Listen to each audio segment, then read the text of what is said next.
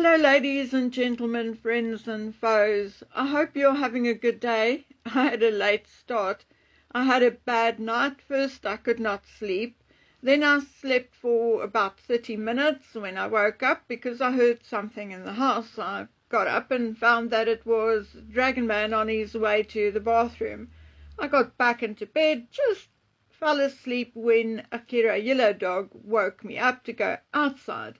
That was about 2 a.m. and I could not go back to sleep until about 4, I would say. At 6 a.m. my daughter woke me up to ask what I thought she should do with Dragon Man, send him to school or keep him home another day. As the exams are starting next week, I opted to keep him home another day. Anyway, after I had my tea, I opted to stay in bed another half an hour or so, but instead I fell asleep and slept until after 9. Then I fed the birds and dogs, had a bath, put away my washing, and now I'm here. I first want to address the meeting between Donald Trump and Cyril Ramaphosa. If you are not interested in that, then skip this video and wait for the next one. I have not yet had the guts to actually watch the meeting. I will because I want to, but I need to be totally calm before I do so. So instead, I read a few local, international and American news outlets on the meeting, and I think Sky News's article is the absolute best in illustrating where South Africa and the rest of the world's problems come from. So let's go through the Sky News article and let the sarcasm speak for itself.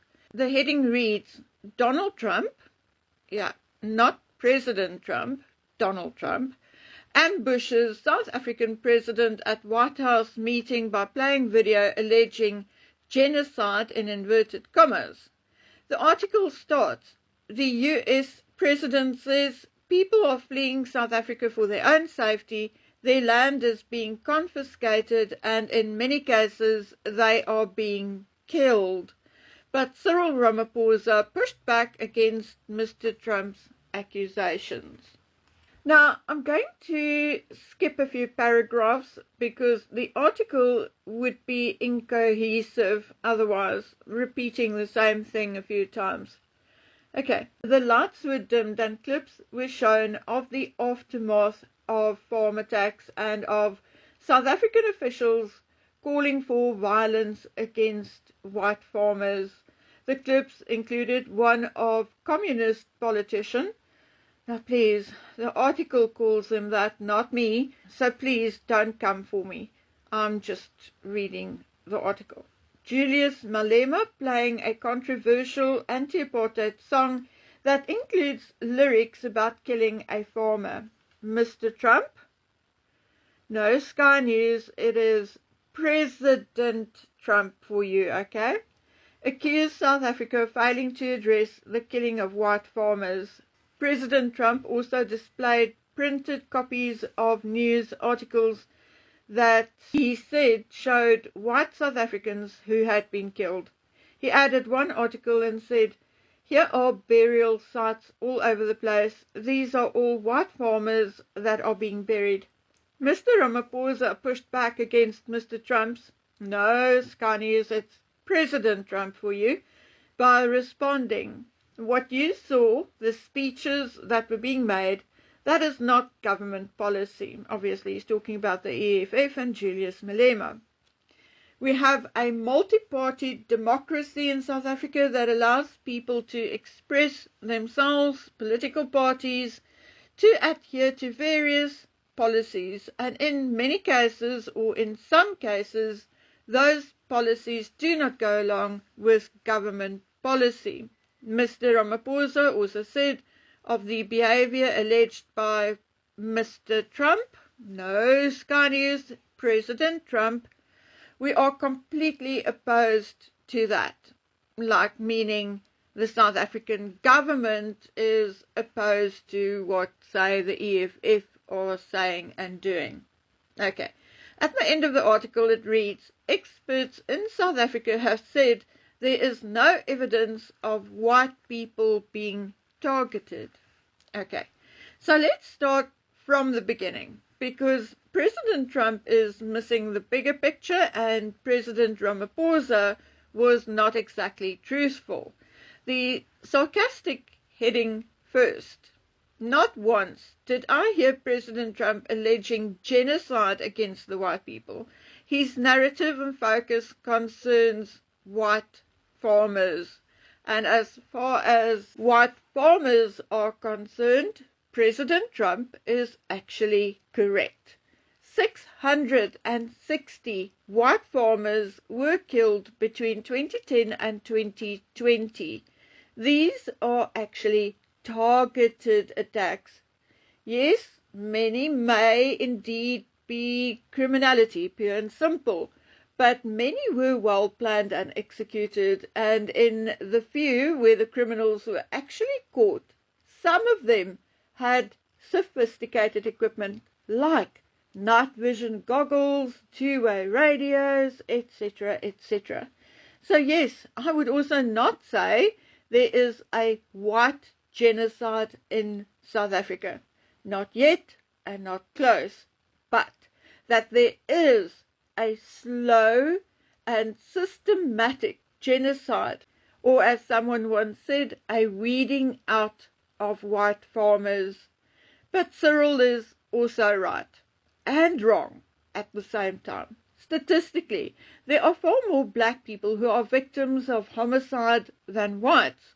But take note, there were 51,509,312 black people in South Africa, 5,338,586 colored people, 1,628,794 Indian Asian people, and 4,539,212 white people in South Africa in 2024. Thus, the ratio black to white is 81.7% black to 7.2% white. So, of course, the murder rate among black people will be so much higher because they are in numbers more than 10 times the number of whites.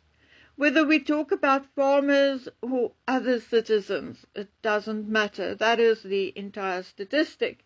So what President Ramaphosa was doing here was actually trying to gaslight and muddy the waters. What many people in the media also chooses to ignore is that the murders are indeed sad. I mean, sometimes or often it goes hand in hand with torture, damage, and the total loss of a productive farmer. But no one pays attention to the number of attacks, which in my opinion is as important, if not more important, than the deaths. And I say this with every ounce of respect for those who lost loved ones. But for example, in 2021 there were 55 farm murders but 415 attacks. In 2022, 50 deaths and 333 attacks. And may I just add that in March 2025, this year, it was found that the South African Police Service grossly underreported on these types of crimes. But put that on the back burner for now. The fact that in 2021 only 55 people died in 415 attacks is almost just luck or coincidence and has little to do with the number of farmers choosing to leave. There are farmers attacked and tied up in order to watch their wives and daughters raped or tortured. Yes, indeed, no one died, but imagine the hatred, the anger, and most of all, the fear. Would you want to sacrifice your loved ones to go back to that farm? I mean, many won't. Sometimes farmers and their families are left for dead, yet survive by some miracle, but are also left with scars or post-traumatic stress for the rest of their lives. So in my opinion, the statistics are used incorrectly. And what I mean by this is everyone looks at the relatively small number of deaths instead of looking at the number of attacks. So let's head on over to the next issue. Ramaphosa can say that committing racist attacks on white people is not government policy, but why then does he not act or speak up against it? Here is an example. In 2018, Vicky Momberg was sentenced to 3 years in jail for racist utterances she made against a black police officer. Vicky Momberg went on a rant shortly after being a victim of a smash and grab in Johannesburg in 2016, after which she used the K word, which is the Afrikaans word for the N word, okay, at police officers and 10111 operators. Of her 3-year sentence, 1 was suspended, and she was also ordered to pay 150,000 rand in damages. In June 2018, Stephanie Odendaal was found guilty after making an offensive comment on Facebook about another woman, Pamela McDougall, who married a man of a different race. She was sentenced to 100 hours community service and had to pay a 7,000 rand fine to 2 KwaZulu-Natal NGOs as part of a settlement agreement. More or less at the same time, another man was sentenced to 5 years and a fine for using a racial slur, and so on and so on. There had been many since. This has now become a law in South Africa and the South African justice system. And after the initial landmark cases, the 3 I just mentioned, everyone knows it. But white people are sentenced to jail for racist remarks, but Julius Malema and his cohorts would stand on a stage in front of hundreds of people and sing "Kill the farmer" or then "Kill the Boer." And he has not spent a week in prison. Okay, guys, we are all supporters of free speech, but then let's be fair about it. What's good for the goose should be good for the gander under the law. And that is also where Ramaphosa was indeed twisting the truth, and again trying to gaslight President Trump. The speech that Ramaphosa refers to is actually a song or a chant which the likes of the EFF is singing or chanting, and it is not an anti-apartheid or freedom song. It is a hate-inspiring, disgusting chant. Let me quickly translate it for you, and then you can decide for yourself whether you agree or not. It goes like this. The cowards are scared. Shoot, shoot, shoot, shoot. The cowards are scared. Shoot, shoot, shoot the Boer. And then shoot, shoot, shoot the Boer another 3 times. Mama, leave me be. Oh, mother, shoot the Boer. Shoot, shoot. Another 4 times. Then they add some more offensive words, which I cannot use on YouTube. It's similar to RAPE, but basically repeat these 2 verses about 4 times. Also, what Ramaphosa refused to admit to is that the government has acquired 2.9 million hectares of farmland and leased it to black farmers between 2003 and 2022. Additionally, a total of 19.16 million hectares have been transferred away from white ownership either to the state or to black beneficiaries since 1994. The figures used by the South African politicians to fight for so-called land reform is 100% incorrect. Since 1997-1998, a big shift took place and the racial patterns of land ownership changed dramatically.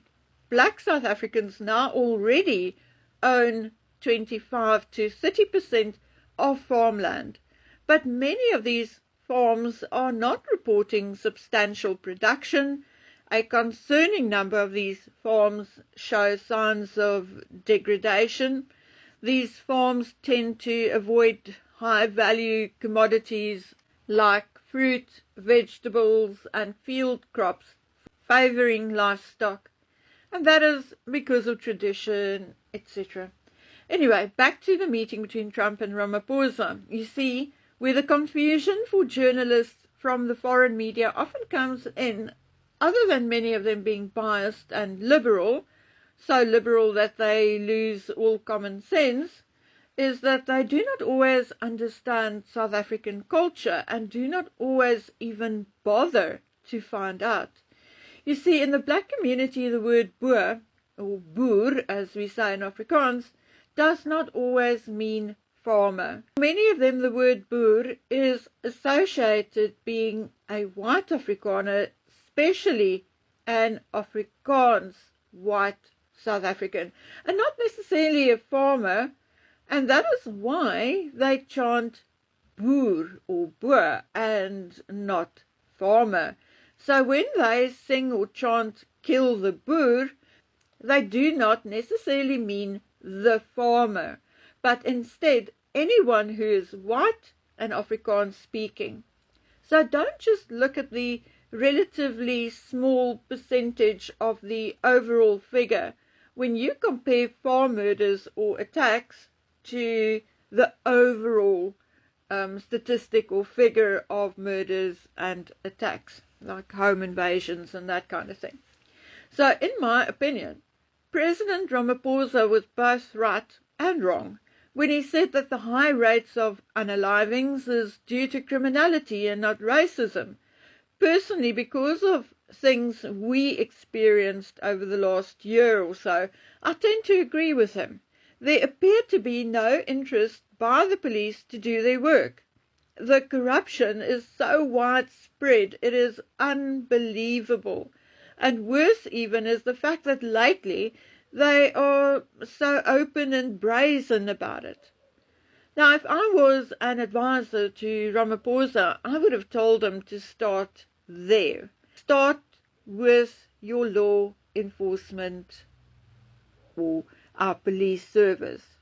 They don't want to work, kick them out. In other words, clean up the swamp here in South Africa. I wish I could tell you what I personally observed in the area where I live, but I would be afraid for my life if I should do that. So there you go. Even the average hermit trying to stay out of everyone's way feel and can see the lack of interest and discipline in our police service. And that is really, honestly, in my opinion, the primary reason why we have this huge surges in crime from time to time. Okay guys, now that is it. I'll address some other issues in a follow-up video. So until then, please take care and stay safe. Bye.